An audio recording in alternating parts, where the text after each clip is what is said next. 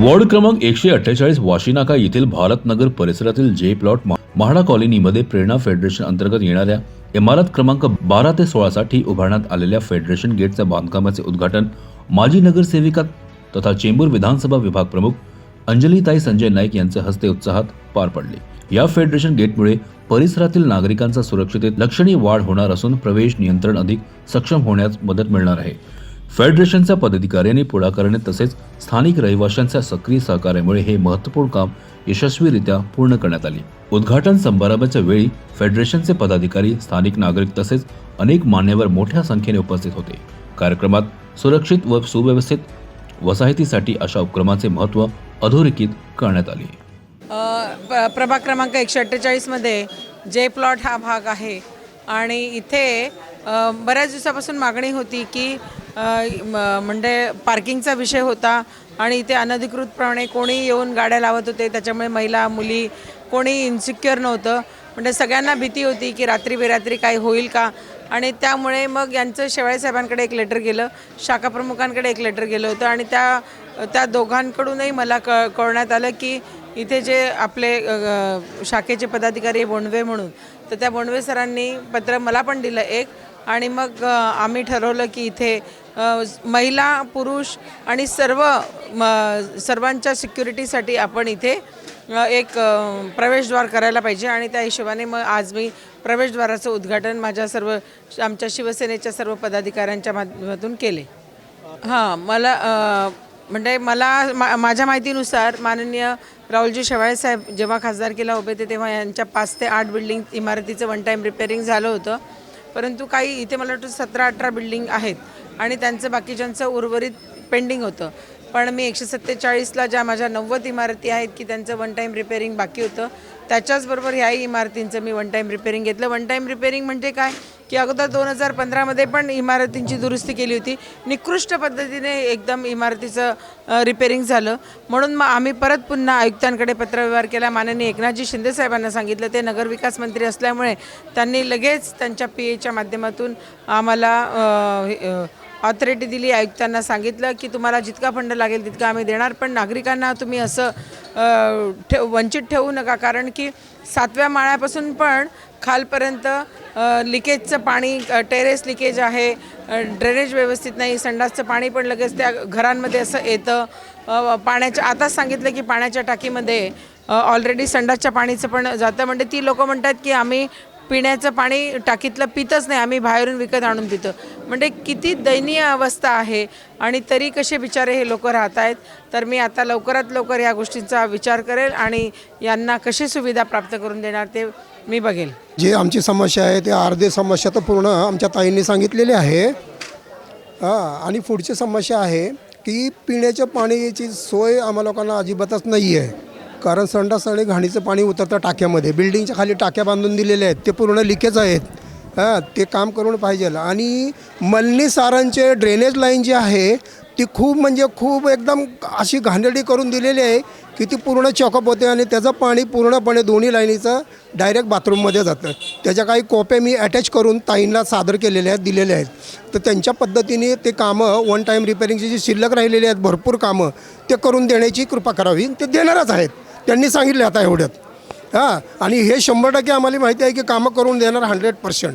त्यांनी काही कामं करून दिले नाही, अर्धवट कामं केलेली आहेत, काही कामं झालेली नाहीत। फक्त मी सांगतो की तुम्हाला तुमच्याकडे मला घ्यायचं असेल, विजिट मारायची असेल तर फक्त 16 रूमच्या कामं झालेले आहेत। बाकी 108 पैकी 16 रूमची कामं झाली, बाकीचे रूम तसेच शिल्लक आहेत। बाकी काही कामं झालेली नाहीत। खालून किडे मुंग्या निघतात, जेवायला बसा तेव्हा किडे उडतात आणि खालच्या तळमजल्याच्या रूममध्ये प्रत्येकाच्या रूममध्ये पाणी जातं, संडास बाथरूममधून पूर्ण डॅमेज आहेत रूम, बिल्डिंग डॅमेज आहेत खालून।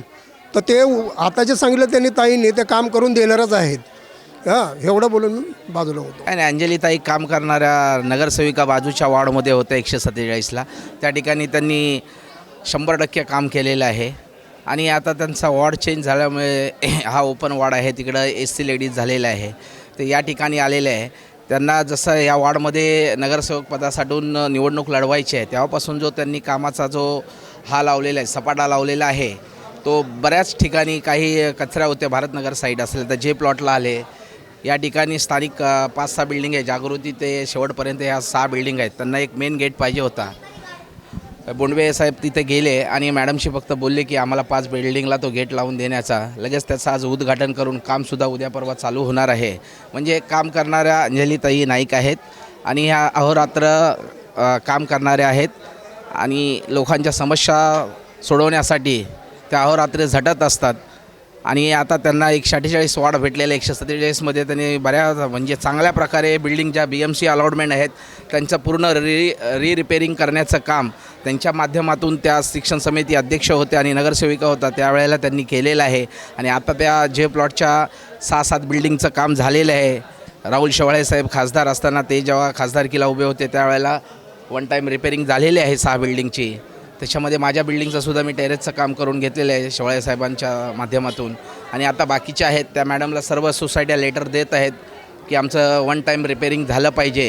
हे 100% होणार असं मॅडमनी सांगितलेलं आहे आणि हे होणारच आहे काम.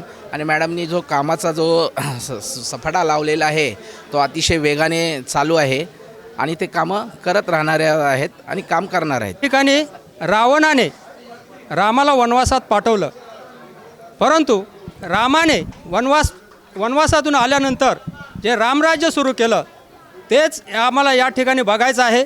आमचे साहेब राहुल शेवाळे साहेब, आमच्या मनामध्ये खंत आहे की साहेबांनी या ठिकाणी भरपूर काम केलं, परंतु त्यांना हार पत्करावी लागली.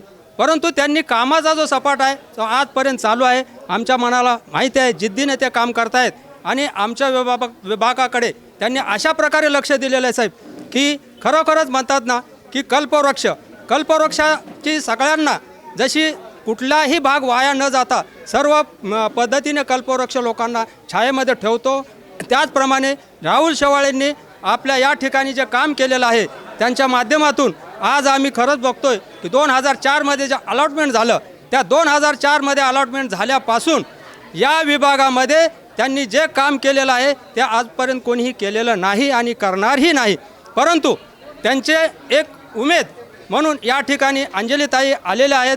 अंजलीताईंकडून भरपूर अपेक्षा आहेत आणि आम्हाला माहीत आहे साहेबांनी सांगितलेलं आहे की अंजलीताई काम करतील, 100% ते काम झालंच पाहिजे आणि होणारच. या विश्वासाने आम्ही धडाडीने त्यांच्या पाठीशी आहोत. आणि या ठिकाणी आम्हाला जे शाखा प्रमुख मिळालेले आहेत हिरप्पा खजीर साहेब, ते सुद्धा आमच्या विभागाकडे लक्ष देतात, चांगल्या प्रकारे काम करतात. लताताई खड्डागळे महिला विभाग प्रमुख आहेत, राक्षे साहेब आहेत, बरेचसे वैतीताई आहेत. आम्हाला या विभागामध्ये जे सहकार्य मिळतं आहे ते खरोखरच एक शिवसेनेच्या माध्यमातून ही कामं व्यवस्थितपणे चाललेली आहेत, होत आहेत. आज 2 वर्षापासून 2.5 वर्षापासून या ठिकाणी आमदार निवडून गेलेले आहेत, पण आम्हाला या ठिकाणी येऊन त्यांनी कधी तोंड दाखवलेलं नाही. कोणीही सांगावं की खासदार या ठिकाणी आलेत आणि त्यांनी आम्हाला काहीतरी करून दाखवलं. तर ही जी जिद्द आहे, ही साहेबांची उमेद आहे, काम करण्याची जी पद्धत आहे ती आम्हाला आवडली.